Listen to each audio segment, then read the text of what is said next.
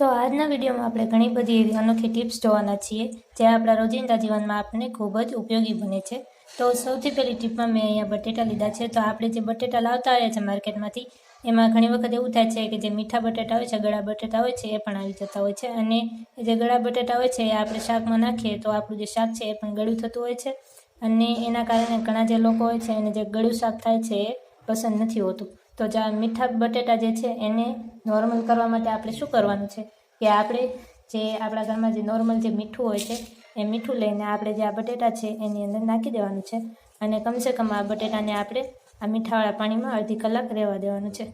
એના પછી આ જે બટેટા છે એને આપણે 1 થી 2 વાર જે સાદું પાણી હોય છે એની અંદર ધોઈ નાખવાનું છે, અને એના પછી તમે જે આનું શાક બનાવશો એ શાક ખૂબ જ સારું થશે, અને એની જ સાથે જે આની બધી મીઠાશ હોય છે એ પણ નીકળી જશે। તો આ જે ટીપ છે એ પણ તમારા માટે ખૂબ યુઝફુલ છે।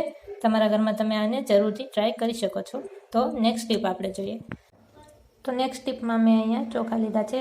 આપણે આપણા ઘરમાં જેટલા પણ ચોખા હોય છે એ બધા જ લઈ શકીએ છીએ। તો આ જે ચોખા છે એની અંદર આપણે જે આપણું ખાવાનું તેલ હોય છે, જે પણ આપણે તેલ યુઝ કરતા હોય ખાવામાં, એ તેલ આપણે થોડુંક લેવાનું છે, અને એ જે તેલ છે એને આપણે જે આ ચોખા છે એની ઉપર નાખી દેવાનું છે, અને એના પછી જે આ ચોખા છે એને આ તેલની સાથે સારી રીતે મિક્સ કરી લેવાના છે।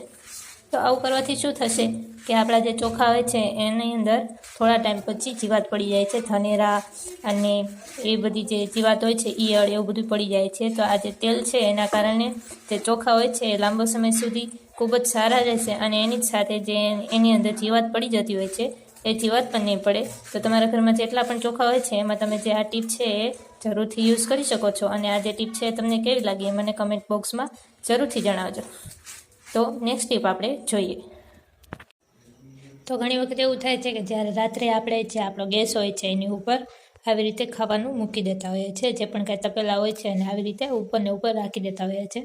તો એના કારણે એવું થાય છે કે અડધી રાત્રે આપણું જે રસોડું હોય છે એની અંદર જે વંદા હોય છે, કોકરોચ હોય છે, જે ગરોળી હોય છે, એ બધા જ ખાવાની શોધમાં આવતા હોય છે, અને આ જે ગેસ છે એની ઉપર આપણે જે આ ખાવાની વસ્તુ મૂકી હોય છે એટલે એના માટે જે આ તપેલા હોય છે એની ઉપર પણ આવતા હોય છે।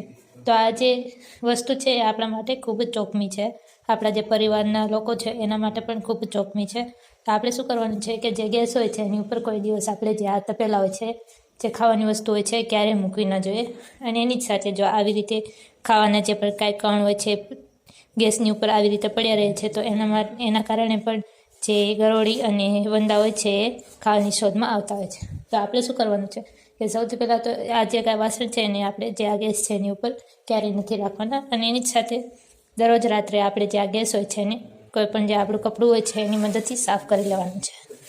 તો આવી રીતે આપણે એને સાફ કરીને રાખવાનું છે। તો આવું કરવાથી જે ગરોળી હોય છે એ ખાવાની શોધમાં આવશે પણ એને કાંઈ મળશે નહીં, એના કારણે એ આવશે પણ નહીં, અને એની જ સાથે આપણો જે ગેસ છે એ સ્વચ્છ રહેશે, અને આપણે જે વાસણ છે એ પણ સારા રહેશે। એની જ સાથે જે આપણું પ્લેટફોર્મ હોય છે એની ઉપર પણ જો આ ખાવાના કણ પડ્યા હોય તો એને પણ આપણે સારી રીતે આવી રીતે સાફ કરી લેવાના છે। તો આવી રીતે આપણું જે પ્લેટફોર્મ હોય છે એને, પછી આપણો જે ગેસ હોય છે એને આપણે સાફ કરીને રાખશું તો એના કારણે જે ગરોળી અને કોકરોચ આવે છે એ આવશે પણ નહીં, અને આપણા જે પરિવારજનો છે એને કોઈ પણ જાતનો રોગ પણ નહીં થાય। તો આ જે ટીપ છે એ પણ તમારે દરરોજ રાત્રે જરૂરથી કરવી જોઈએ, જેથી કરીને તમારું જે રસોડું છે સ્વચ્છ રહે, અને એની સાથે તમારા જે ઘરના લોકો છે એ પણ સ્વસ્થ રહે। તો આ જે ટીપ છે તમને કેવી લાગી એ પણ મને કોમેન્ટમાં જરૂરથી જણાવજો, અને એની જ સાથે ચેનલ ઉપર નવા હોય તો ચેનલને સબસ્ક્રાઈબ જરૂરથી કરતા જજો। તો અહીંયા તમે જોઈ શકો છો કે જે મારું પ્લેટફોર્મ છે એની ઉપર જે તેલ હોય છે એના છાંટા પડી ગયા છે, ટીપા પડી ગયા છે। તો ઘણી વખત એવું થાય છે કે અજાણતા આપણે જે આપણું પ્લેટફોર્મ હોય છે એની ઉપર જે તેલ હોય છે એ ઢોળાઈ જતું હોય છે। તો આપણે જે આ તેલ છે એને પોતાથી સાફ કરીએ તો આપણું જે પોતું છે એ ખૂબ જ ચીકણું થઈ જાય છે, અને આપણે એને ધોઈ પણ નથી શકતા, અને ખૂબ જ ખરાબ થઈ જાય છે। તો આપણે જે આ તેલ છે એને સાફ કરવા માટે શું કરવાનું છે કે આપણા ઘરમાં જે ઘઉંનો લોટ હોય છે એ લોટ આપણે લેવાનો છે, અને જ્યાં જ્યાં પણ તેલ ઢોળાયું હોય છે ત્યાં આપણે જે આ લોટ છે એને આવી રીતે તેલની ઉપર નાખી દેવાનો છે। તો આ જે લોટ છે એનાથી શું થશે કે જે આ તેલ છે એને જે આ લોટ છે એ સારી રીતે શોષી લેશે, અને એની જ સાથે જે આ તેલ છે એ સારી રીતે આ લોટની અંદર મિક્સ થઈ જશે, અને આ જે આપણું પ્લેટફોર્મ છે એ ખૂબ જ સારી રીતે સાફ થઈ જશે, અને એની જ સાથે આપણું જે પોતું હોય છે એ પણ ખરાબ નહીં થાય। આપણે કોઈ પણ જે આવો કાગળ હોય છે એનો ટુકડો લઈને પછી જે આ તેલ છે એને આપણે આવી રીતે સાફ કરી લેવાનું છે. તો તમે જોઈ શકો છો ખૂબ જ ઇઝીલી આપણું જે તેલ છે એ આપણે પ્લેટફોર્મ ઉપરથી સાફ કરી લઈએ છીએ. તો આવી રીતે એને સાફ કર્યા પછી આપણે કોઈ પણ જે આપણું પોતું હોય એના મદદથી આ જે આપણું પ્લેટફોર્મ છે એને સાફ કરી લેવાનું છે. તો તમે જોઈ શકો છો ખૂબ જ ઇઝીલી આપણું જે તેલ છે એ સાફ થઈ ગયું છે અને જોતાં લાગે જ નહીં કે અહીંયા તેલ ઢોળાયું છે. તો આવી રીતે પણ તમે જે આ તેલ છે એને કાઢી શકો છો. તો આ જે ટીપ છે એ તમને કેવી લાગી મને કોમેન્ટમાં જરૂરથી જણાવજો. તો નેક્સ્ટ ટીપ આપણે જોઈએ.